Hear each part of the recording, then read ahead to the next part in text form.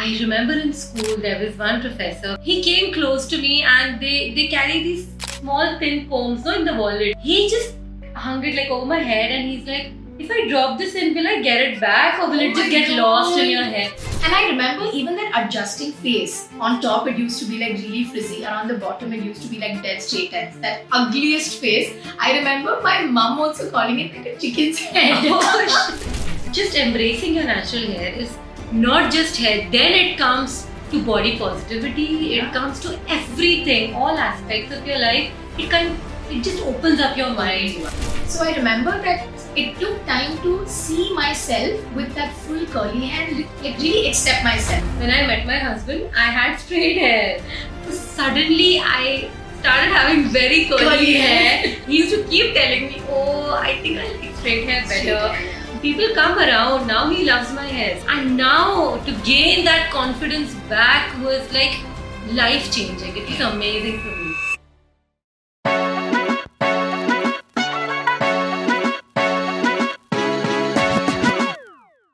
Hey everyone, welcome back to yet another exciting episode of our podcast, Main Talks. I'm Hinshara. I'm Yuba. In today's episode, we're going beyond hair tips. It's all about self-love, self-care, and how embracing your natural hair gives you unshakable confidence. Absolutely. So I remember back when I embraced my natural hair, it was all about the products, techniques, and intricately monitoring each wash day and seeing what works for you, what not. I was so absorbed in that.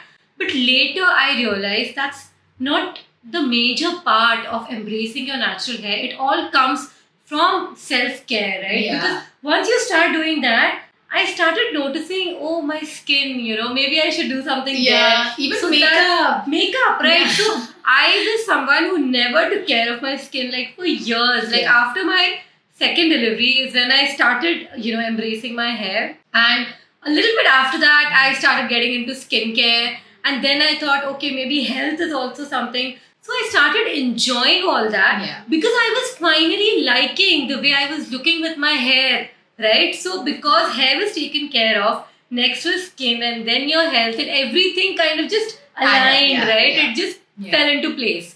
So, the kind of love that you get even from others, like people around me, my family, my friends, everyone was noticing that I was more confident. I was loving myself. Like I was loving the way my hair was finally looking in years, being comfortable in your own skin. And definitely, a lot of us have the same story of going through that childhood trauma. That struggle. I remember in school, there was one professor when there was some function where we had to just wear a normal dress, and I left my hair open and I just tied a clip. And my hair was like a lion's mane, what you call it. It was so frizzy. And he came close to me and they carry these small thin combs in the wallet. Right? He just hung it like over my head and he's like, if I drop this in, will I get it back or will it just get lost in your hair? And the entire class burst out laughing. And I was so embarrassed. I remember that till date and I hated that guy after that. In fact, even in some, functions where I remember one uncle, he was like, "Kya chudail lag rahi hai?" With that hair. With that hair. These terms, Maggie, all these terms. I was so embarrassed, you can't even say anything back because obviously out of that respect, they're elders. But the way it crushes your self-esteem, your confidence, and now to gain that confidence back was like life-changing. It was amazing for me. Yeah, same here. that whole journey of really accepting yourself, it just started with hair care and then it went into skincare, makeup, all of that. And I remember even that adjusting phase where I had smoothened my hair like back to back for like 3 to 4 years. So I looked like a different person. And then once the hair started growing, I used to do whatever possible to just keep it like in place somehow. I used to mostly tie my hair up because on top it used to be like really frizzy and on the bottom it used to be like dead straight ends. That ugliest phase. I remember my mum also calling it like a chicken's head. Where there's like a top part and it's like frizzy and uncontrollable and then there's like a full straightened part. And even the straight part, like how when you straighten your hair, right? The way you say, right, वो अपनी औकात पे वापस आने लगता है. Even the straight part is getting those kinks and it's so ugly. It's really ugly. So I remember that it took time to see myself with that full curly hair, like really accept myself. I remember Yeah. walking into college and I used to keep like trying these different styles. We call it protective styles. Yeah. Like till the time you're fully confident to leave your hair open. Yeah. And then I remember one day a guy, came and told me, "Oh my God, what did you do to your hair? Like you look like an entirely different person in a bad way." He didn't say it as a compliment. Oh, no. And I remember all of my very close friends, they kind of backed me up, saying that no, she looks like the prettiest right now because she has, she's flaunting her natural hair. And then onwards, it kind of kept going up because I remember a lot of people in college used to come and ask me and be like, what did you do to your hair? And being that very, I love meeting new people, like you know that Yeah, very well. And I love I going know. up to talking to strangers also. So I remember in college, like very, if I'm walking across like to the class and I see somebody who's a very big university and there used to be people whose hair was really, I could make out that they're struggling. I used to just walk up to them and tell them, like, what do you do for your hair? You can do that. I can still never do that. Yeah, I used to be like, what do you do? There is this thing called the curly girl method. Have you really tried it? I can help you with the techniques. So that's when I realized I really have that passion to I just want to bring about that change, because I didn't have anybody who kind of sat me down and told me like, there is something made for you. So I think that really helped. And me. this word needs to spread. Still, there are people, right, who are not embracing their hair. They're still stuck in that loop of straightening their it's hair. not professional. Yeah, it's not nice. Yeah, all of these so things. I mean, really, just whoever you find on the road with frizzy hair, you can just go up to them and say that. We did that recently on a flight. Yeah. She did that. I'm still not even. And she added up, so it was very nice. And then she'd be like, "Oh, this is my co-founder," and then I'll just butt in. But yeah, she still does that, and I think that's amazing that you're able to do that. So Yuba, we spoke so much about confidence, but did you really notice that back in the day, when you and I were growing up, obviously, that did you feel like there was representation in the media? Absolutely not. Nobody, like on TV and all the ads, it was only straight hair. Straight hair. Correct. Even in fact on media, If you movies. think about movies, Princess Diaries, like we were always, the before, and I was like, the transformation is just poker straight hair. Straight hair. Nothing great, but the poker straight hair is considered to be neater, more professional, more obedient. That was the standard of beauty. Yeah. Straight hair. Everywhere that, especially when I was growing up, curly hair was nowhere like mentioned anywhere. It was always the before, as you said, of any even the word unruly. Like that used to be associated with our kind of hair. Tame hair. Tame it down. Yeah. Even on the bottle, like if you take a serum, for example, tame your hair down or tame your frizz. Yeah. That was, so I feel like all of those words while growing up kind of started taking a toll on our identity as well, where we kind of felt like, okay, we don't have a belonging per se, or we are just like a missing piece in the puzzle or not really fitting in. Like my identity could never actually come out because it was not just taming my hair, it was kind of taming my entire personality. Yeah. Right? So, where we have seen like now, where we've seen a lot more celebrities, like you name it, like from where I come from personally, I know we have a Taapsee Pannu, Sania Malhotra, Kangana Ranaut, who's like, Kangana has always embraced her hair. Yeah. Or even if I say talk about a few celebrities back in Kerala, there's Rama Kalingal, there's Parvati, Annabelle, and they are taking up roles where they're so openly showing their curls. It's such a big boost for us personally. A lot of ads also, you will see models with curly hair, which was never the case back in the day. Yeah. Recently, Nitya Menon in some series. Fully, I was in awe of her curls. Yeah, she's so really good. nice curls. Even Sai Pallavi, she's also a celebrity in the South who really endorses her curls. And even she even endorses her acne because she's like, it's a part of me. You accept me for who you are. That is something we didn't have back in the day. In fact, just embracing your natural hair is not just hair. Then it comes to body positivity. It comes to everything, all aspects of your life. It just opens up your mind. In fact, the Dove campaign for curly hair, that was really nice. That was amazing. Yeah. But you can't miss out that Lorraine Massey was the one who really started this revolution for, at least for people like us. So she wrote the book called The Curly Girl Method, Yeah. and she started the brand called Diva Curl, and now she's left that company and she started another company called Curly Curly World. World, yeah. And she came up with some really good phrases Of like course. "frizz is a curl, always waiting to happen." Yeah.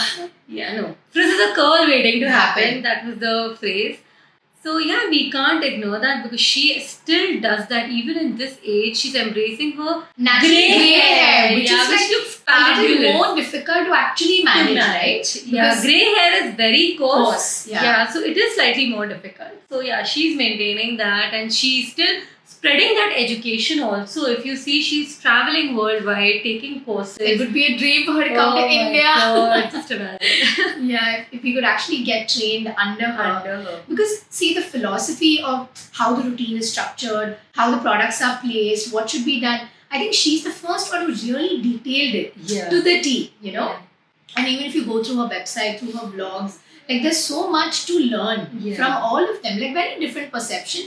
And I think she's the one who kind of gave like our kind of hair the notion. With the natural hair movement, it was mostly about the acceptance of Afro hair. Yeah. But with the curly girl movement, it really became about curls like yours and mine. You know, more of that 2B to, I would say, like a 3C up till then. Yeah. What was the crown act?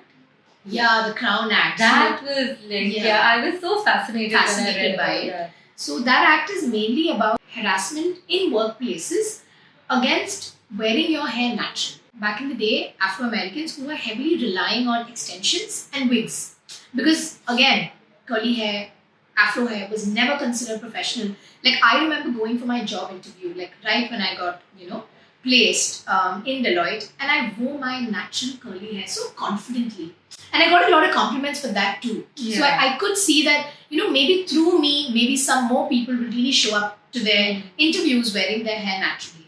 So that was a really nice act which was passed in the US that said that you cannot make any derogatory statements to someone wearing their hair naturally curly. That's Yeah. amazing.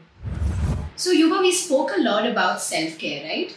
So I want to ask you, what do you actually do for your self-care? Normally, there is not much time around, to do anything Because more. you're a very busy entrepreneur and a mother. Yeah. So, mostly what I do is a skincare routine, which I stick to no matter what, like how tired I am. I am going to follow that skincare routine, like a face wash, toner, serum, moisturizer, Yeah. the whole thing. Even in the morning, like I have a set AM PM routine, which I try to stick to. Then I have a personal trainer, which, oh my god, that guy is struggling because most days I am too tired to get up, Yeah. so early. But I try to stick to it for days when we travel a lot. Yeah. So there are breaks, but yeah, I try to follow a specific exercise routine, a diet. I have a diet. And how much do you think a workout has really helped? Like, why did you even really think about See, because getting I into have workout? PCOD and I think fitness is very important at this age. Like I'm 39, so I keep thinking I need to avoid diseases like say diabetes and Yeah. blood pressure, hypertension, all of that. So And that was also, the do you main think it's reason, also right? like a big boost, in the morning to get up and do something for yourself? Exactly. I To think see the- how much That how much is your body my can do. time, right? Yeah. And that is my time, and definitely I have noticed since the time I started working out, the entire day I feel fresh. fresh. Right? And it'll I really don't- go well for It'll some go well. reason. And if I'm working out, I am careful throughout the day about what I'm eating. Eating, also, yeah. right? So that's so connected. So yeah, that's pretty much what I try to follow for my maybe physical well-being, but for mental well-being, the most important thing is I love watching series. Yeah. I love watching like Netflix, Prime, whatever. So even if I'm getting like a half an hour at night, I have to watch something. It relaxes me like nothing else. I can Yeah. completely disconnect. Yeah. So I keep telling you that. Yeah, right? yeah, So yeah. when you're stressed, I'm like, just watch something. Just Yeah. watch something. So back in the day, I used to always watch Friends whenever I was low. It would instantly change my mood. Yeah. And now I just try to follow one series at a time, or it's a movie. So that is something I really, really try to stick to no matter what. It's so important to stay sane throughout this journey, right? Definitely, yeah. And what about you? what all do you do? So for me personally, since I'm living away from home, it comes with its own challenges because obviously it's a new city. There's been a lot of new exploring to do, and I would say moving to Bombay itself has been Difficult so much for you of all. like Seen difficult, that. but the learnings have been so amazing. Seeing me really step out of my comfort zone has been, in a way, an absolute adrenaline rush by itself. Like I've really ventured into a lot more things, and fitness has been something that I've always done because in my family, everybody's into working out, whether it's my mother, whether it's my brother. So I feel like that kind of helps you kick in the day with a get going. And I'm also a dancer. I used to dance. Back when I was small itself, I used to enroll in so many different classes, and having that kind of a energy throughout, I think that's much needed to keep the day going. Imagining how difficult things can get for us. But as you mentioned, if there is a day that you have worked out and you start the day, even if there are difficult situations happening throughout the day, I think there's some spirit to handle it better. Yeah. Because you kind of have that time to tell yourself it's okay. According to you, but it's ho jayega. I mean, then we are in a problem, right? You Yeah. think of a solution. Okay, you are already in the mess. Yeah. Correct. Yeah. But otherwise, I really love meeting new people. I think that gives me a special, kind of energy. And I love trying out new food. I think the main reason I work out is because I can try new things. Yeah, I mean, she is a foodie. Yeah, I am very a big foodie. Yeah. So I think that really makes me very happy. I love watching movies. And yeah, I do get to be a little too stressed sometimes. And I think having someone like you as a friend and as a co-founder just tells me to calm down, do these things maybe watch TV, try to disconnect, which really helps. Absolutely. And I also love meditating. I take out some time, 5 minutes to just sit with myself, have some thoughts, even journal sometimes. Yeah. It really helps, yeah. Or even talking to a very close friend back home, that also really helps me just de-stress myself, yeah. So see, I know we've been speaking a lot about confidence, but it's easier said than done, right? Because when you go through it, it's really initially days, it can be a little difficult. Very Because, overwhelming. see, I'll just give you an example, a personal story. When I met my husband, I had straight hair, and he has always known me with straight hair. So suddenly I started having very curly hair, and it was so difficult for him to. He used to keep telling me, "Oh, I think I like straight hair better." Straight hair, yeah. But that can be difficult to even hear, and I felt bad at that time. But then, see, that's me. I have curly hair. So even if you get that kind of resistance in the beginning, you need to stick to it. You need Keep to at it. continue, keep at it. Yeah. People come around. Now he loves my hair. So, Yeah. I mean, there is no going back. This is part of your personality, right? So stick at it, and it's also good that you have a support group. Support group, yeah, we the WhatsApp have- community, yeah. In fact, there is a WhatsApp group for Mumbai Curlies. Yeah. It's amazing. We discuss everything over there, be it skincare, makeup, anything that you need. You can just even pull out their clothing, what brands will work for travel, what are the Everything. itineraries. I mean, so many things are being covered. And the way they support us, it's like a solid group, Yeah. amazing women, and we just feel like we belong. When you're part of such groups, in fact, even the meetups that we have, just sharing these stories, it makes a lot of Yeah, difference. yeah. So if you are someone struggling with something, related to obviously this, you can definitely reach out to us. We are there for you. You can connect, you can WhatsApp, whatever works. But we hope we have been through this episode, Yeah. have been able to help you a little bit in embracing your curly hair Yeah. or your natural hair. Yeah. Also, did you guys know that Yuba and I actually met in a WhatsApp group, for this particular thing? That the group was primarily as a group for just addressing our concerns. Everybody was so new to this whole curly Figuring it out. figuring it out. Which product? What are these terms? What do Techniques. they mean? Yeah. What techniques? And I think I remember just being excited to open the chat because there will be somebody new with some new tip that I wouldn't have tried, and I'll be so excited to go and try the tip and come back and tell me, you know what? I'll tag this person and be like, this actually worked. Thank you so much. Yeah. And we did a lot of sharing of the products also back in the day, right? Yeah. So all of these things gave us a belonging, which we didn't have while we were growing up. The Yeah. kind of confidence, right? It's all about So it's not just embracing your hair, it's actually what you get is confidence. Your life changes. Being your authentic self. Authentic. You know, we don't want you to be in a certain way. We don't want you to look in a certain way. All of that is fine as long as you feel good about yourself. Yeah. So guys, I really hope you enjoyed today's episode and I hope sharing our personal journey has inspired some of you.